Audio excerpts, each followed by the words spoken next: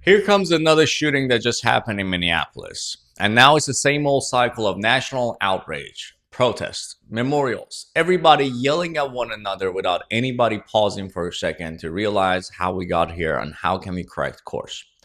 Twice now, we have lost American civilian lives in the middle of all this chaos. A 37-year-old American citizen and ICU nurse named Alex Pretti was shot and killed by federal immigration agents during an ICE enforcement operation. Multiple federal officers fired their weapons in this fatal shooting. This was a federal operation in broad daylight. And the question nobody's asking is, where was the local law enforcement in Minneapolis? And more importantly, what separates lawful protest from unlawful interference with federal law enforcement? Let's be honest. I don't think that many of us are surprised that we are here in this crossroad again. We all saw the writings on the wall. Just 2 weeks ago, federal immigration officers in Minneapolis also shot and killed another local resident, Renee Good. And what's making this situation worse is the videos this time around. Some clips show Pretti holding a phone filming before and during the encounter. Another clip shows a federal agent disarming Pretti seconds before he was fatally shot. That's not just a viral moment. That's why people are angry. That's why people are in the streets right now. That's most likely why you're watching this video. But before we go any further, I want to make something very, very clear. This episode is not about whether Alex Pretti was right or wrong politically. We could argue about that all day long, and there's a billion other people who are making those videos. If you're here for the drama, this is not it. My goal here is to offer clarity. I trust in our Justice Department to deliver the justice that Americans so rightly deserve. This is about how the law treats protest versus interference and where that line actually is, so this doesn't keep on happening again. American lives are too precious, on the left as much as the right. Because right now, there are people who are tracking federal vehicles and sharing that information online for everybody to see, showing up at active operation scenes, blocking the streets, confronting agents physically. And that's where the legal line matters, not just in theory, but in reality. Right now in real life, we're going straight there. Let's break this down as simple as we possibly can. The First Amendment protects speech. It protects assembly. It protects petitioning our government. That means any of us can go outside, chant anything we want, hold any signs we want, film federal agent and criticize their enforcement. Hell, you can even yell at government officials and those agents if you want. All of that is legal. But here's the line. Here's the line. The Constitution protects expression. It does not protect interference. The moment your actions physically interferes with the officers doing their lawful job, you're no longer protected. That's the boundary. So what does that interference actually look like? Blocking a road so federal vehicles can move. That's obstruction. Standing between agents and their duties so they can't act. That's obstruction. Surrounding officers so they can't complete enforcement. All of that, obstruction. Your outrage, no matter how justified you think it is, doesn't change the legal standard. Once your action stops law enforcement from doing what they're authorized to do by the laws of our country, it stops being a protest. And this part matters. You don't get to nullify laws just because you disagree with them.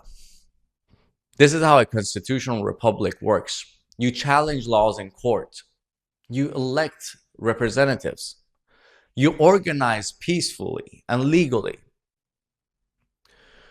What you don't do is physically stop federal agents from enforcing the laws because you don't like the policy.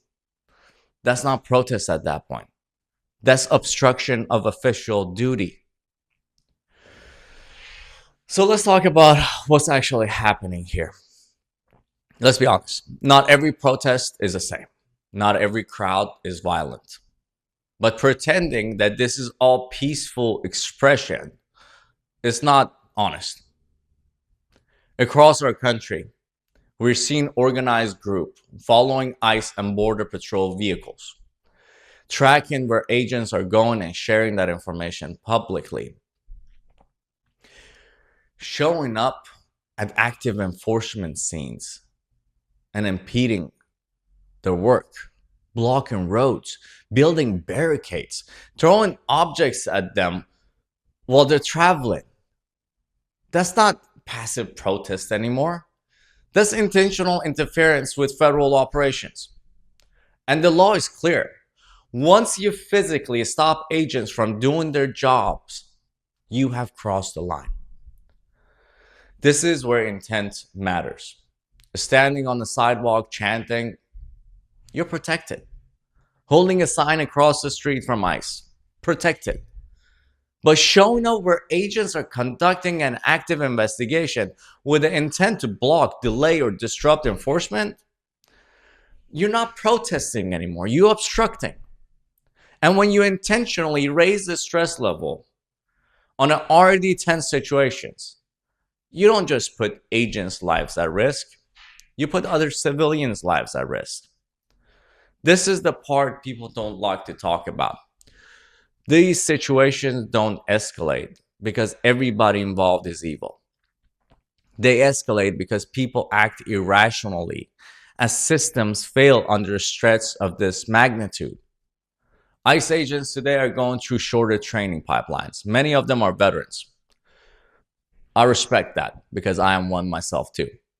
But military training is built to eliminate threats immediately. Law enforcement training is built to manage chaos, crowds, cameras, and legal limits. That transition takes time. When you rush it, mistakes happen. High stress environments don't create bad people. They expose weak systems. Crowds closing in, vehicles blocked, command overlapping, no clear perimeter. That's how confusion turns into tragedy. And the more these operations are disrupted from the outside, the more dangerous it will become for everybody. Here's the uncomfortable reality. Immigration enforcement isn't happening in a vacuum. President Trump ran on immigration enforcement. President Trump won this election in a landslide where that was a central issue. You don't have to like it.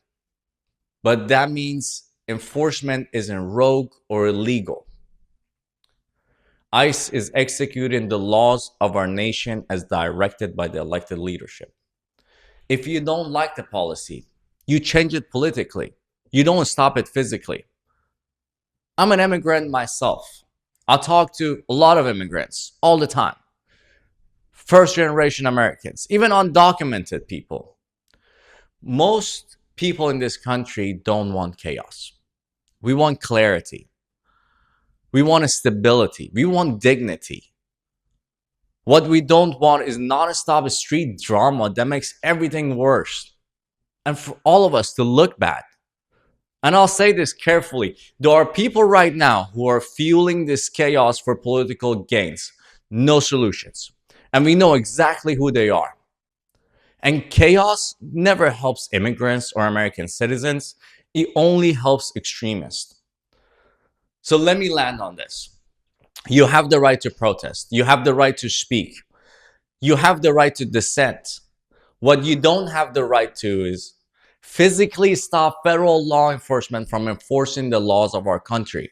That's the line. Cross it and you're no longer exercising free speech. You're obstructing the law.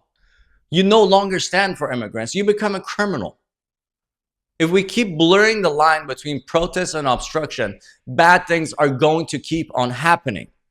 Agents will make bad decisions under pressure. Civilian and government agents both will get hurt. Trust will collapse on all sides. If you want change, use the system. Courts, election, legislation. Because the alternative is chaos. And in chaos, nobody wins.